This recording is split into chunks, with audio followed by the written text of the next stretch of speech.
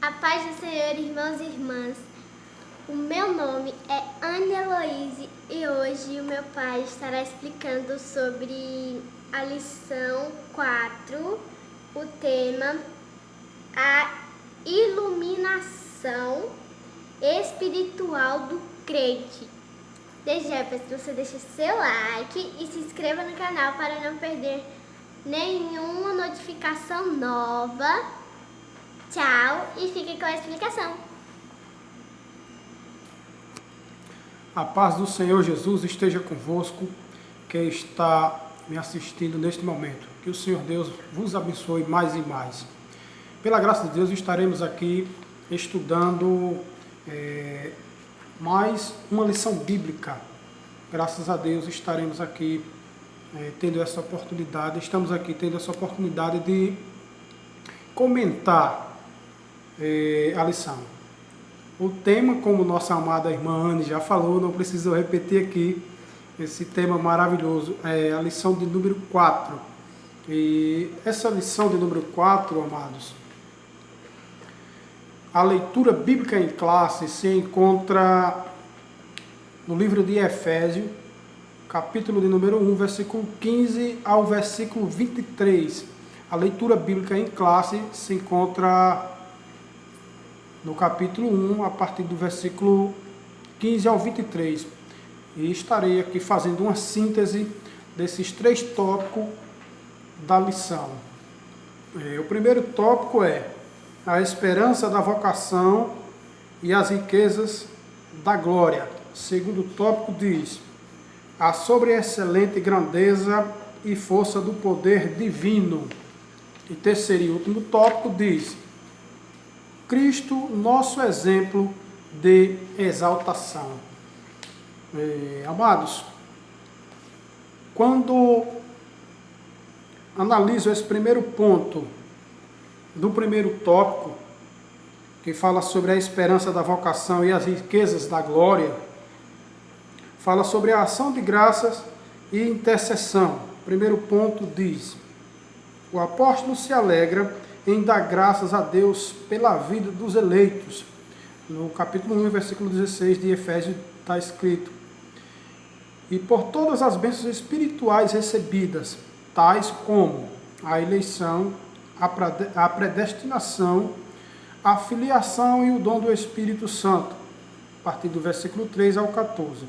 Ele intercede para que seja concedido aos seus leitores o espírito de sabedoria e de revelação.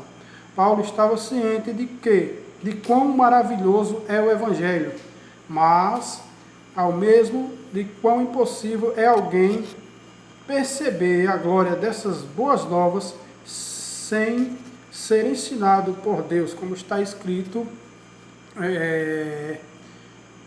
em 1 Coríntios capítulo 2, versículo 14 e 15. Por isso ele rogava para que os crentes recebessem a capacidade de compreenderem, por meio do Espírito Santo, a esperança da chamada, as riquezas da herança e a grandeza do poder de Deus.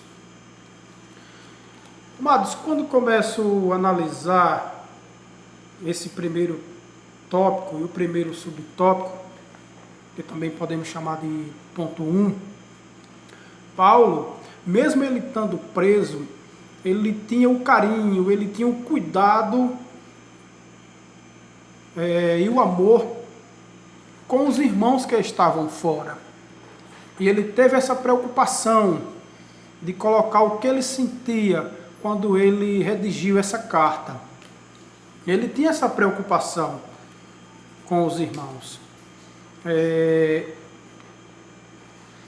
E nós analisamos aqui, nesse primeiro tópico, que ele faz 3 pedidos especiais para os crentes da igreja em Éfeso. Paulo faz 3 pedidos especiais, irmãos. O primeiro, ele começa com as palavras, que ele vos dê. Esse é o primeiro pedido, que está inserido no versículo de número 17 do capítulo 1 da epístola. E apresenta a seguir os 3 pedidos. O primeiro é o espírito de sabedoria. Esse é o primeiro pedido que Paulo faz para com os irmãos em Éfeso. O segundo é o espírito de revelação. E o terceiro pedido que Paulo faz é que eles fossem iluminados os olhos do entendimento. Esses são 3 pedidos especiais que o apóstolo faz aqui nesse capítulo 1, a partir do versículo 17. E eu quero aqui comentar um pouco sobre esses 3 pedidos. O primeiro pedido, para que vos dê o espírito de sabedoria, no capítulo do versículo 17, o espírito de sabedoria, amados, é dado pelo Espírito Santo que habita no interior do crente em Cristo Jesus, né? E contrasta com a simples sabedoria humana. Eu pergunto a você, que sabedoria é esta? O espírito de sabedoria, que sabedoria é esta? É a sabedoria espiritual. É o pleno conhecimento da verdade divina. Esta é a sabedoria que ele pede aqui para com os irmãos. E ainda uma visão clara e racional do significado da nossa vida cristã. Esse é o significado dessa sabedoria que ele está falando aqui. E também, irmãos, essa sabedoria que Paulo está se referindo aqui é ter o conhecimento de Deus. Ou seja, penetrar nos seus tesouros imensuráveis. É isso que o apóstolo Paulo quer dizer aqui. Ter o espírito de sabedoria, amados, é ter a ação do Espírito Santo aclarando os mistérios espirituais através da mente, da nossa mente. É ter luz sobre a glória do Cristo ressurreto.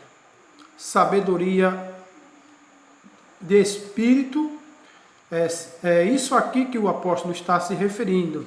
É a capacitação de nós, cristãos, saber distinguir entre o bem e o mal. Isto é sabedoria do Espírito em nós.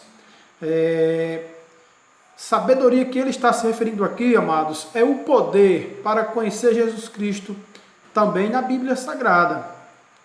E automaticamente conhecer também o próprio Deus, como eu já citei aqui atrás. Então, amados,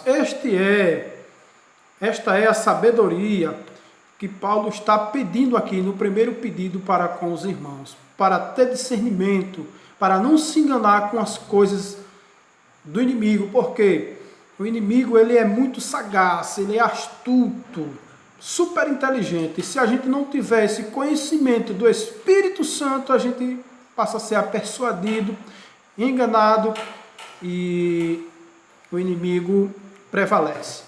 Então esse é o primeiro pedido maravilhoso, especial que Paulo faz aqui com os irmãos da igreja em Éfeso. É sabedoria, o espírito de sabedoria. E o segundo pedido que Paulo faz aqui para os nossos amados irmãos é para que tenha um espírito de revelação. Este é o segundo pedido também que se encontra no versículo 17 do capítulo 1 da mesma epístola. A revelação aqui, nesse pedido de Paulo, significa tirar o véu sobre alguma coisa obscura ou escondida. Esse é o significado aqui da petição de Paulo no versículo 17. Há um conhecimento. Por que Paulo pede isso? Esse segundo pedido, um espírito de revelação. Porque, irmãos, há um mistério inacessível ao homem natural. Ou seja, há um mistério que o homem natural, quando falo o homem, obviamente também a mulher, um ser natural não consegue ver, alcançar, obter. Então ele faz esse segundo pedido aqui para que os irmãos recebam esse espírito de revelação. de coisas que está oculta e Deus revele para nós. Então, o conhecimento das coisas divinas, só pelo Espírito Santo, ou seja, pelo Espírito Santo que nos revela, o Espírito Santo da revelação, será possível conhecer as profundidades, essas coisas que estão inacessíveis para nós, como homem natural. O Espírito da revelação, amado, não significa, devemos observar, uma revelação além daquilo que já está revelado na Bíblia. Não é isso, não devemos confundir. Mas essa revelação diz respeito à iluminação da parte do Espírito Santo. Ou seja, do Espírito Santo no espírito do homem, para que ele possa ver, claro, as verdades espirituais. Então é isso aqui que o apóstolo Paulo está se referindo na segunda petição, que é sobre um espírito de revelação. E a terceira petição espiritual, o terceiro pedido espiritual que Paulo faz para os irmãos em Éfeso, é sobre o terceiro pedido, amados. Está escrito no versículo 18, que diz: tendo os olhos iluminados do vosso entendimento.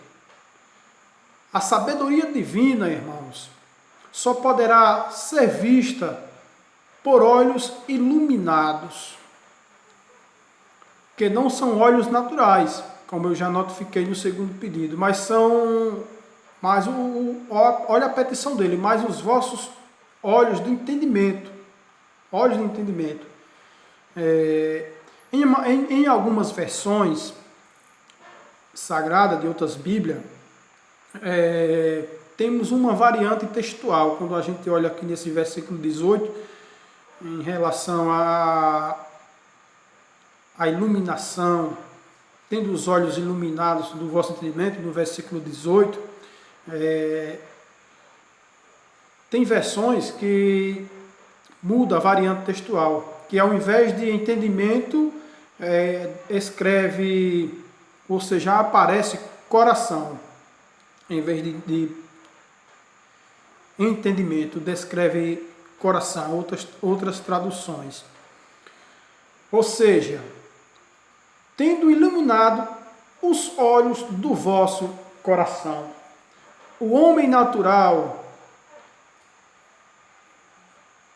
ele tem trevas sobre o seu coração. Então, esse terceiro pedido que Paulo faz aqui é para que o Espírito Santo abra a nossa mente, tire as trevas do velho homem que está nos nossos corações ou na nossa mente, para clarear e nos mostrar os mistérios profundos de Deus. Então, Paulo faz aqui esses 3 pedidos especiais para os irmãos que se encontram na igreja em Éfeso. Esses são os 3 pedidos maravilhosos, especiais e muito essenciais para todo cristão que segue a Cristo piamente. Ainda no primeiro tópico, que fala sobre a esperança da vocação e as riquezas da glória, o comentarista ele faz uma síntese aqui desse primeiro tópico. Ele divide em 3 aspectos. O primeiro aspecto é: Deus chamou pessoas no passado, como a gente leu, já estudou na segunda lição, na terceira lição. O segundo aspecto é: a chamada abrange serviços e santificação presente. E o terceiro aspecto que o comentarista esclarece aqui é a participação gloriosa no futuro. É onde fala aqui no ponto 2, a esperança da vocação. Temos que ter esperança da nossa vocação em Deus, em Cristo, no seu reino. E através dessa vocação nós temos uma esperança futura, um gozo, coisas preparadas para nós que homem natural não consegue descrever, é indescritível as maravilhas que Deus tem preparado para nós nas mansões celestiais. Louvado seja Deus. No segundo tópico, fala sobre a sobreexcelente grandeza e força do poder divino. Primeiro ponto diz, do segundo tópico, a sobreexcelente grandeza do seu poder. O apóstolo orou para que os salvos pudessem entender a sobreexcelente grandeza do poder de Deus, como está escrito no versículo 19 do capítulo 1, aqui da Epístola aos Efésios. Perceba que a palavra sobreexcelente é traduzida do grego upérbalo, que na forma adjetiva significa extraordinário, como está escrito no livro de 2 Coríntios, capítulo 4, versículo de número 7. Já a expressão seguinte, megetos, que significa grandeza no grego, objetiva enaltecer a magnitude do poder de Deus, que a tudo sobrepuja, como está escrito no Evangelho que escreveu Mateus, capítulo 26, e o versículo 64. E o termo dunamis, aqui traduzido por poder, indica feitos miraculosos que requerem força fora de medida. E a base para isso é Atos capítulo 8, versículo de número 13. Eu quero aqui comentar um pouco sobre essa excelente grandeza do seu poder. O comentarista aqui define claramente, muito explicado, as definições no grego, né? O perbalo, que tem a sua expressão extraordinário, ou megetos, que significa grandeza, e dunamis, que quer dizer poder. E quando falo de poder, eu quero aqui comentar um pouco sobre esse último ponto aqui no grego, dunamis, que quer dizer poder. Amados,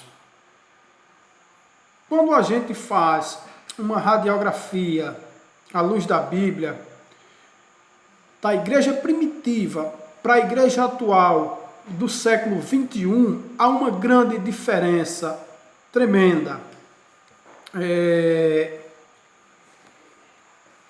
A igreja primitiva, ela tinha essas qualificações descritas aqui por Paulo. Ela tinha esse poder de Deus. Não estou me referindo que hoje não tenha. Tem, mas está pouco, está praticamente extinto. A igreja de hoje é muito diferente da igreja primitiva em todos os sentidos. Hoje há certo pregador, ele falou que a igreja hoje tem prata e tem ouro, bens materiais, mas não tem o dunamis, o poder de dizer igual os primeiros apóstolos falaram, levanta-se e anda, não tem. E o pregador está correto em afirmar isso. Por quê?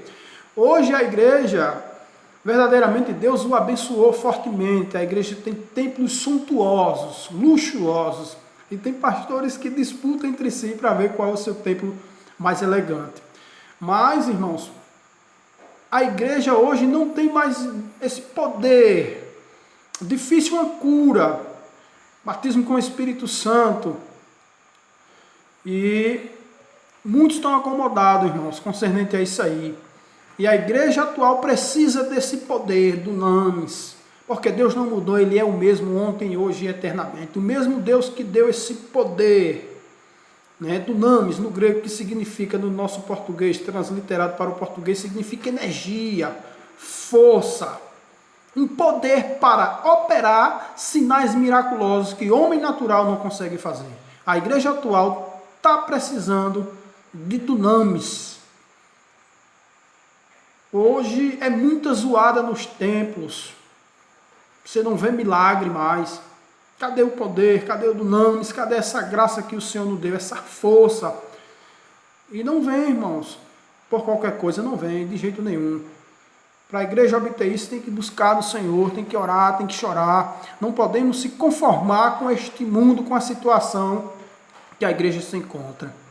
A vaidade tem tomado conta da igreja. A vaidade tem se espalhado nos santos templos de Deus. E o dunamis não temos mais. Não adianta ter prata, ter ouro e não ter o poder de Deus de dizer ao paralítico, levanta e anda.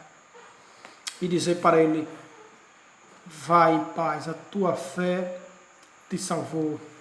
Coloquei as mãos e Deus repreendeu aquele demônio, colocou as mãos e Deus curou na hora qualquer enfermidade. Então, irmãos, hoje eu sinto isso, essa falta na igreja atual. A maioria da liderança se perdeu na política, se envolvendo com política, com coisas passageiras, com coisas que perecem. E o dunamis, infelizmente, não temos mais. E aqui o terceiro e último tópico, amados. Quero aqui fazer uma síntese desse terceiro e último tópico, que fala sobre Cristo, nosso exemplo de exaltação. Quando eu falo aqui na síntese desse tópico de Cristo, como nosso exemplo de exaltação, fala em três aspectos aqui, os 3 pontos principais, como nosso exemplo de exaltação. Fala da sua ressurreição, da sua ascensão à direita de Deus, e terceiro e último ponto, da sua elevação acima de todos os domínios. Então, irmão, isso aqui está nosso exemplo da exaltação de Cristo. Ele está à direita de Deus, intercedendo por nós. Ele é as primícias dos que dormem, ou seja, foi ele que morreu primeiro, as primícias dos que morreram nele. E o último ponto aqui, ele está exaltado, Cristo está exaltado à direita de Deus Pai Todo-Poderoso. Ele não mudou, irmãos, ele ainda é o mesmo, de dar esse poder para todo cristão que não se conforme com a situação em que está. E o Espírito Santo vai nos dar a porção dobrada. É só buscar e ver Deus operando da forma como antes. Que Deus abençoe. Fica com Deus aí, em nome de Jesus. Em breve estaremos aí com mais vídeo, amém? Que a paz do Senhor esteja